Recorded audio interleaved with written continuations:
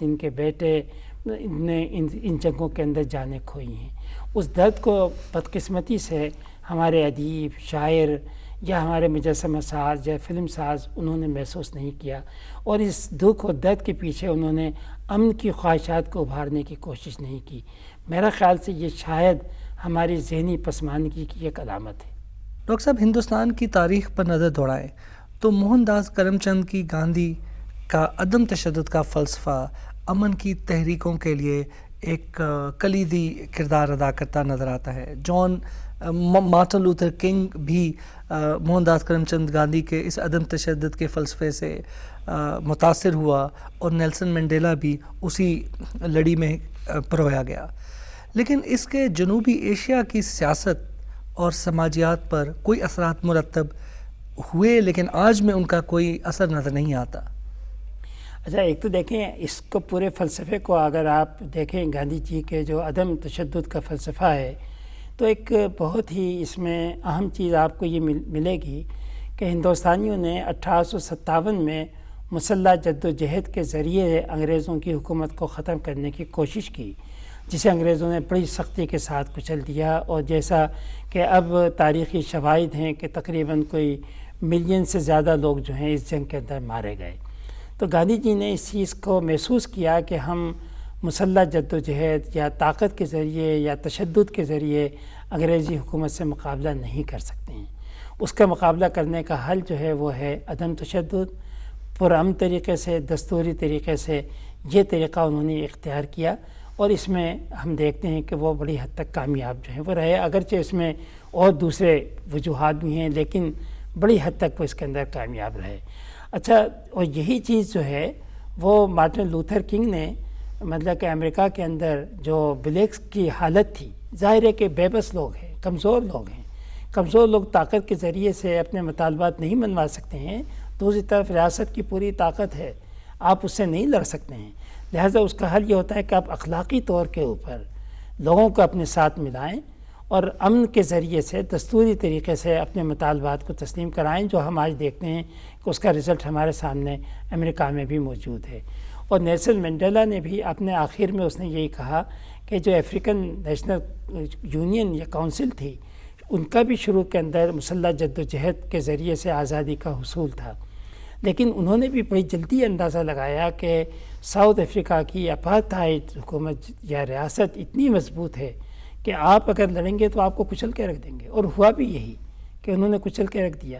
اس لیے انہوں نے جو طریقہ اختیار کیا وہ یہ کہ اپنے پیغام کو اخلاقی طور پہ اپنی تحریک کو مضبوط کریں، اور اپنے پیغام کو یورپ کے عام لوگوں تک پہنچائیں کہ دیکھیں یہ ہمارے ساتھ سلوک ہو رہا ہے۔ اور ہوا یہ ہے کہ اس جنگ کے اندر پھر پوری یورپ کے عوام نے ان کا ساتھ دیا ہے، اور اسی وجہ سے آخر کے اندر اپارتھائڈ حکومت جو ہے مجبور ہوئی کہ وہ اپنی اقتدار کو ان کے حوالے کرے۔ اور اسی ضمن میں میرا خیال یہ ہے کہ اس وقت جو ہم دیکھتے ہیں فلسطین اور اسرائیل کے درمیان، ہم یہ دیکھ رہے ہیں کہ فلسطینیوں کی مسلح جد و جہد کے نتیجے کے اندر ان کو سختی کے ساتھ کچل دیا، چونکہ اسرائیل اپنے طاقت ہے، امریکہ اس کے ساتھ ہے، یورپ اس کے ساتھ ہے، آپ مسلح جد و جہد کے ذریعے سے نہیں لڑ سکتے۔ وہاں بھی گاندھی جی کے اس اصول کے تحت ایسا ایک گروپ موجود ہے جو یہ چاہتا ہے کہ عدم تشدد کی بنیاد پر اور اخلاقی بنیاد کے اوپر اپنے مطالبات کو منوائیں، اور یہ دنیا پہ یہ ثابت کریں کہ ہم امن کے خواہش مند ہیں، ہم ایک وطن چاہتے ہیں۔ لیکن ابھی تک فلسطینی تحریک جو ہے اس موڑ کے اوپر نہیں آئی۔ اس کی بہت ساری وجوہات ہیں کیوں نہیں آئی، لیکن ہم نے دیکھا یہ ہے کہ کمزور جہاں بھی ہے وہ مسلح جد و جہد یا تشدد کے ذریعے اپنے مطالبات نہیں منوا سکتا ہے، جب تک کہ اس کی تحریک کو اخلاقی طور کے اوپر کوئی توانائی یا قوت جو ہے اس کو نہیں ملے گی، امن کی بنیاد کے اوپر وہ جد و جہد جو ہے وہ نہیں کرے گا۔ ڈاکٹر صاحب، امن کی اس جستجو میں ہمیں یہ بھی نظر آتا ہے کہ سرحد جو خیبر پختونخوا کہلاتا ہے اب، جس کو انگریزوں نے ایک مارشل ریس کے تحت ان کو تعبیر کیا، اور فوج میں ان کی بہت زیادہ بھرتی ہوئی پنجابیوں کے ساتھ ساتھ، لیکن اسی خطے میں کہ جو ایک مارشل ریس کا گڑھ ہے، ہمیں خان عبد الغفار خان کی صورت میں ایک عدم تشدد کے فلسفے پر مبنی ایک تحریک بھی نظر آتی ہے جو سرخ پوشوں کی تحریک تھی، جس نے اس علاقے میں جو جنگ و جدل کے نام سے مشہور ہے، جہاں پہ ہر شخص اپنا ہتھیار رکھنا اس کو ایک زیور کی طرح سمجھتا ہے، تو وہاں پر یہ کیا وجہ ہے کہ یہ عدم تشدد کا فلسفہ پنپا اور اس نے بہت بڑی آبادی کو متاثر کیا؟ ہاں، اس سے ایک تو ہمیں یہ اندازہ ہوتا ہے نا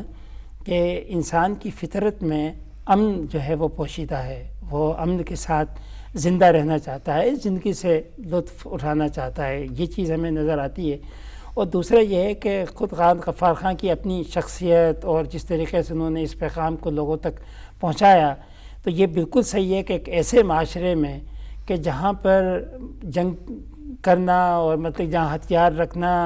اور جہاں بات بات کا فیصلہ جو ہے وہ طاقت و قوت کے ذریعے سے ہونا، ان کے ذہن کو بدلنا جو ہے وہ ایک بہت کمال کی چیز ہے۔ چنانچہ ہم دیکھتے ہیں کہ وہاں پر پولیس اگر لاٹھی چارج کرتی ہے تو لوگ لاٹھیاں کھا رہے ہیں، یعنی اس کا رد عمل کے طور کے اوپر پولیس کے اوپر حملہ نہیں کر رہے ہیں۔ اگر کوئی ان پہ ظلم ہو رہا ہے تو اس کو برداشت کر رہے ہیں۔ تو اس سے یہ ہوتا ہے کہ ان کی تحریک میں ایک بڑی اخلاقی طور کے اوپر، جس کو ہم کہتے ہیں کہ مورلی بہت زیادہ وہ تحریک مضبوط ہو جاتی ہے، اور یہ میں سمجھتا ہوں کہ اس نے ہندوستان کی قومی آزادی کے اندر ایک بہت بڑا کردار جو ہے وہ ادا کیا ہے۔ تو پورے ہندوستان کی جو ہم قومی جدوجہد کو اگر دیکھیں تو یقیناً اس میں مطلب کہ ہندوستان کی جدوجہد میں عدم تشدد کی تحریک کا یا امن کی تحریک کا اور اس کا جو ایک مورل یعنی بنیاد ہے، اس کا بہت بڑا حصہ ہے۔ جی ڈاکٹر صاحب، جنوبی ایشیا میں امن کا مستقل قیام پاکستان اور ہندوستان کے دوستانہ تعلقات پر منحصر ہے، لیکن جنوبی ایشیا میں امن کی آشا کا یہ خواب ممکن ہے؟ اچھا، یہ کافی چونکہ ہوا یہ اصل میں یہ ہے کہ ایک تو جب یہاں سے انگریز گئے ہیں تو اپنے پیچھے بہت سے مسائل چھوڑ کے گئے ہیں، اور نہ صرف یہاں بھی بلکہ دنیا میں جہاں جہاں سے بھی کلونیل پاورز گئی ہیں تو سرحدوں کے جھگڑے وہ چھوڑ کے گئے ہیں۔ اسی وجہ سے آج افریقہ کے اندر ہم دیکھتے ہیں کہ جھگڑے ہو رہے ہیں، ہم دیکھتے ہیں کہ ساؤتھ ایسٹ ایشیا کے اندر یہ جھگڑے جو ہیں وہاں بھی مطلب کہ ہو رہے ہیں۔ ہندوستان اور چین کے درمیان سرحدوں کا جھگڑا ہے، پاکستان افغانستان کے درمیان سرحدوں کا جھگڑا ہے، پاکستان ہندوستان کے درمیان کشمیر کا جھگڑا ہے۔ تو یہ سارے جھگڑے تو اپنی جگہ ہے، لیکن ایک چیز کو اب محسوس کرنا چاہیے کہ کسی مسئلے کا حل جو ہے وہ جنگ نہیں ہوتی ہے۔ جنگ کے ذریعے آپ سارے مسائل کو مکمل حل نہیں کر سکتے ہیں، بلکہ جنگ جو ہے مسائل کو اور زیادہ پیدا کرتی ہے اور زیادہ دوریاں بڑھاتی ہے۔ اب یہ ہے کہ ان دونوں اس خطے میں خاص طور سے جنوب ایشیا کے خطے میں جو ہندوستان اور پاکستان کے جو جھگڑے ہیں، ان جھگڑوں کو یقیناً دور کیا جا سکتا ہے، کیونکہ دیکھا جائے تو ہندوستان اور پاکستان تقسیم ہو گئے ہیں، لیکن اس تقسیم کے باوجود آپ دیکھیں کہ ہم میں آپس میں بہت سی چیزیں مشترک ہیں۔ تو اگر ذرا بھی مطلب کہ تجارتی روابط بڑھیں، اگر کلچرل روابط اگر بڑھتے ہیں، ادیبوں، شاعروں، سیاستدانوں کے درمیان روابط بڑھتے ہیں، تو میں سمجھتا ہوں کہ بہت حد تک ہم ایک دوسرے کے قریب جو ہیں وہ آ سکتے ہیں۔ اور بہت زیادہ قریب آنے کے لیے میں سمجھتا ہوں کہ ادیبوں، شاعروں، اسکالرس کے درمیان ایک دوسرے سے ملنا جلنا اور ایک دوسرے کے ساتھ یعنی تبادلہ خیالات کرنا، بحث و مباحثہ کرنا، یہ وہ چیزیں ہیں کہ اگر ہم اس کی طرف جائیں تو ہم ان تمام جھگڑوں کو بآسانی دور کر سکتے ہیں۔ جی ڈاکٹر صاحب، جنوبی ایشیا میں امن کے حوالے سے پاکستان اور بھارت کے مذاکرات کی بات تو چلتی رہتی ہے،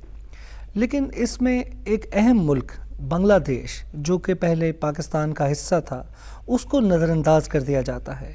کیا آپ سمجھتے ہیں کہ ہمیں بنگلہ دیش کے ساتھ بھی اپنے تعلقات استوار کرنے چاہیے اور امن کی اس تحریک کو صرف ہندوستان تک محدود نہیں کرنا چاہیے؟ دیکھا جائے تو یہ سب ایک ہی فیملی کا حصہ ہیں،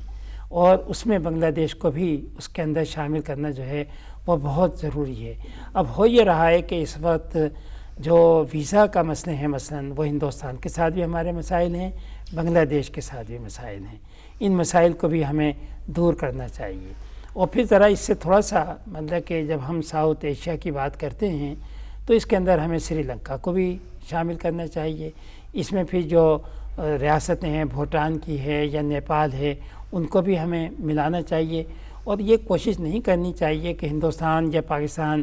بڑے ملک ہیں تو ان کے اوپر اپنا تسلط قائم کریں۔ ایک برابری کی بنیاد کے اوپر بات چیت کرنی چاہیے، اور سارک کا جو ایک مقصد ہے ویسے تو یہی ہے کہ ان ملکوں میں تجارتی تعلقات بڑھیں، کلچرل تعلقات بڑھیں، آپس میں ایک دوسرے کے ساتھ زیادہ سے زیادہ ملنا جلنا ہو۔ جتنا زیادہ روابط ہوں گے اتنی ہی یعنی دوریاں جو ہیں وہ ختم ہوں گی، لیکن سارک بھی ابھی تک اپنے مقاصد میں پوری طریقے سے مطلب کہ کامیاب جو ہے وہ نہیں ہو سکی۔ جی ڈاکٹر صاحب، اس سے ایک سوال پیدا ہوتا ہے کہ امن اور قومی ترقی کا آپس میں کیا تعلق ہے، اور یورپین عوام کا تجربہ اس بارے میں کیا کہتا ہے؟ اچھا ہاں، یہ بڑا مطلب کہ اہم سوال ہے۔ اب دیکھیں، یورپ نے تو یعنی قدیم زمانے سے لے کر اور عہد وسطیٰ اور ماڈرن پیریڈ تک پہلی جنگ اور دوسری جنگ اور یہ سب لڑیں، لیکن آخر میں اب اس نتیجے پہ پہنچے کہ جنگ کس طریقے سے تباہی لے کے آتی ہے اور قومی ترقی کو روکتی ہے۔ چنانچہ دوسری جنگ کے بعد وہاں پر سب سے پہلے ویلفیئر ریاست کا تصور جو ہے وہ یورپ کے اندر آیا، کہ ریاست کا یہ کام ہے کہ ایک عام آدمی کو ہیلتھ کی سہولت ہے، تعلیم کی سہولت ہے، بڑھاپے کے اندر اس کی دیکھ بھال ہے، ان سب کی ذمہ داری ریاست کے اوپر آتی ہے۔ تو یورپ کی ریاستوں نے ویلفیئر کا سسٹم جو ہے انہوں نے وہ شروع کیا ہے، اور یہ اسی وجہ سے ممکن ہوا کہ انہوں نے کہا کہ جنگی اخراجات جو ہیں وہ نہیں ہونے چاہیے، بلکہ ان اخراجات کو لوگوں کی ترقی پر، لوگوں کی فلاح بہبود کے اوپر خرچ جو ہے وہ کرنا چاہیے۔ اچھا، بالکل آپ یہ دیکھیں کہ یہی چیز ہم اگر اس کو اپنے ملکوں کے اوپر ہم لے کر آئیں تو یہاں بھی ہم یہ کہہ سکتے ہیں کہ ہم نے پاکستان کی ریاست کو مثلا ہم نے ایک سیکورٹی اسٹیٹ کے طور پہ لے لیا ہے۔ اب ہمارا سب سے بڑا مسئلہ ہے کہ ہماری ریاست کو ہم کہتے ہیں ہر وقت ایک خطرے میں مبتلا ہے، لہٰذا اس کے فوجی اخراجات زیادہ ہونے چاہیے، اس کا تحفظ جو ہے وہ ہونا چاہیے، اور اس کے لیے ہم چاہے اپنی صحت قربان کر دیں، اپنی تعلیم قربان کر دیں، بڑھاپے کے اندر ہم بیمار ہو کے مر جائیں، ہم مطلب کہ اپنے شہروں کے اندر کسی قسم کی کوئی ترقیاتی اسکیمیں نہ لے کے آئیں، ہم اپنی تعلیم کو بالکل بگاڑ کے رکھ دیں، ہم یعنی ہر قربانی کے لیے تیار رہیں، صرف اس لیے کہ ہمیں ایک خطرہ ہے کہ ہماری ریاست جو ہے اس کو بیرونی خطرات ہیں، جو بیرونی خطرات کبھی کبھی یعنی وضع بھی کیے جاتے ہیں، پیدا بھی کیے جاتے ہیں۔ تو ہوتا یہ ہے کہ جس طرح سے جنگی اخراجات ہوتے ہیں، جنگی اخراجات اس قدر زیادہ ہیں، جیسا کہ اب شواہد ہیں کہ ایک جنگی آپ یعنی جہاز خریدتے ہیں تو اس ایک جنگی جہاز کے بدلے میں پورے ملک میں آپ ہزاروں پرائمری اسکول کھول سکتے ہیں، آپ یونیورسٹیاں بنا سکتے ہیں، آپ ہاسپٹل بنا سکتے ہیں۔ تو یہ ہے کہ جب آپ جنگ کے اوپر اتنا زیادہ خرچ کریں گے تو اس کے نتیجے میں آپ کو قربانی دینا پڑتی ہے عام آدمی کو اپنی بنیادی جو ضروریات ہیں، بنیادی سہولتیں ہیں ان سے۔ تو اس لیے میں یہ سمجھتا ہوں کہ ہمیں اپنی ریاست کے بارے میں جو تصور دینا چاہیے وہ یہ ہے کہ ہماری ریاست کے محافظ جو ہیں وہ عوام ہیں۔ اگر یہ صحت مند ہوں گے، اگر یہ پڑھے لکھے ہوں گے، اگر ان میں توانائی اور طاقت ہوگی تو یہ اپنے ملک کا دفاع کر سکتے ہیں۔ ان کے ملک کا دفاع جو ہے کرنے والے عوام ہوتے ہیں، محض فوج نہیں ہوتی۔ اور سوویت یونین کی مثال ہمارے سامنے ہے کہ جو اتنی بڑی عسکری طاقت ہونے کے باوجود جو چند ہی سالوں میں اس کا شرازہ بکھر گیا۔ ہاں بالکل، یعنی اس کا ان کے ہاں بھی وہی تھا کہ فوجی طاقت بڑھائے جا رہے تھے، اور فوجی طاقت جتنی بڑھ رہی تھی اتنی ہی ترقیاتی کام جو ہے وہ کم سے کم ہوتے چلے جا رہے تھے، اور یہی اس کا نتیجہ ہوا کہ آخر کے اندر ریاست میں اور عوام کے اندر بہت دوری ہو گئی، اور یہی اس کا نتیجہ تھا کہ جب سوویت یونین ختم ہوا ہے تو آپ دیکھ لیں کہ ایک دم یعنی زبردست قسم کی اب تبدیلی آئی ہے، اور اب وہ تبدیلی جو ہے وہ یہ ہے کہ وہاں کے عوام کی اب ذمہ داری ہے کہ اپنے ملک کا دفاع کریں، اور عوام اسی وقت کر سکتے ہیں جب وہ تعلیم یافتہ بھی ہوں، صحت مند بھی ہوں، طاقت و قوت بھی ہو۔ تو ایکزیکٹلی محض، اور یہ آپ نے جدید دور کی بات کی، قدیم دور کے اندر یونان میں اسپارٹا کی ریاست کو جو بنایا گیا تھا وہ بھی ایک بالکل فوجی ریاست تھی، وہاں کا ہر شہری جو ہے وہ فوجی تھا،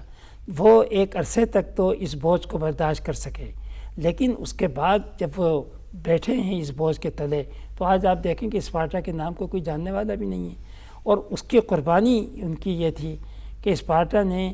کسی بھی چیز کے اندر کوئی تخلیقی کی تخلیق نہیں کی. اس کے مقابلے میں ہم دیکھتے ہیں ایتھنز کو کہ جہاں بڑے بڑے فلسفے پیدا ہوئے, وہاں پر جمہوریت تھی, ان کو آزادی تھی. تو ان دونوں کا مقابلہ کرتے ہیں تو ہمیں اندازہ ہوتا ہے کہ وہ ملک کہ جہاں پہ جمہوریت ہوتی ہے, آزادی ہوتی ہے, جہاں پر فوجی اخراجات کم ہوتے ہیں, جہاں پر عوام کے اوپر خرچ کیا جاتا ہے, وہاں تخلیقی صلاحیتیں ابھرتی ہیں. جہاں پر سارا فوج کے اوپر خرچ کر دیا جاتا ہے, وہاں تخلیقی صلاحیتوں کے لیے کوئی گنجائش نہیں رہتی. جی, جیسا کہ ڈاکٹر صاحب آپ نے اپنی کتابوں میں لکھا ہے کہ جاپان نے جنگ عظیم میں شکست کے بعد اپنے کانسٹیٹیوشن میں یہ تبدیلی کر لی کہ وہ کسی قسم کی جنگی مہمات کا حصہ نہیں بنیں گے, اور اس کے اثرات آج ہم سب کے سامنے واضح ہیں. اس بارے میں آپ کیا کہیں گے؟ ہاں, چونکہ دیکھیں جاپان نے بھی پہلی جنگ کے اندر اس کو تباہی ہوئی, دوسری جنگ میں تو ہیروشیما ناگاساکی, اس کے بعد تباہی ہوئی. تو اس لیے جب ان کا نیا کانسٹیٹیوشن بنا تو انہوں نے یہ کہا تھا کہ وی ریناؤنس وار فار ایور, ہم جنگ سے ہمیشہ کے لیے ہم یعنی دستبردار ہوتے ہیں, جنگ کبھی ہم نہیں کریں گے. اب اس کا نتیجہ یہ ہے جنگ نہ کرنے کا کہ ان کی اپنی جو فوج ہے وہ محض یعنی ملک میں یعنی تھوڑا سا ڈسپلن رکھنے کے لیے اور اس کے لیے ہیں, وہ جنگ میں حصہ نہیں لیتے ہیں, نہ جنگ اس کے بعد انہوں نے کیے. نتیجہ اس کا یہ ہے کہ ان کا سارا جو بھی انکم ہے ریاست کی وہ فلاح بہبود پہ, ملک کی ترقی پہ ہوتی ہے. اس لیے آپ دیکھیں کہ جنگ کے فوراً بعد جاپان جو ہے وہ کس قدر ایک معاشی طور پہ ایک انتہائی طاقتور قوم بن کے ابھرا, معاشی طور پر بھی اور ساتھ ہی ساتھ تعلیمی لحاظ سے بھی, ٹیکنالوجی کے لحاظ سے بھی, سائنٹیفک ترقی بھی اس نے مطلب کہ کی ہے. تو ایک تو اس کی ہمیں مثال ملتی ہے. دوسری مثال ہمیں جرمنی کی بھی ملتی ہے کہ جرمنی کی بھی تباہی ظاہر ہے کہ دوسری جنگ عظیم کے بعد ہوئی ہے. ان کے ہاں بھی یہ ہے کہ اس کے بعد سے جنگ سے کے خلاف بڑا زبردست ایک رد عمل ہے. تو ان کے ہاں بھی ہم دیکھتے ہیں کہ ایک دم یعنی ترقی کی رفتار جو ہے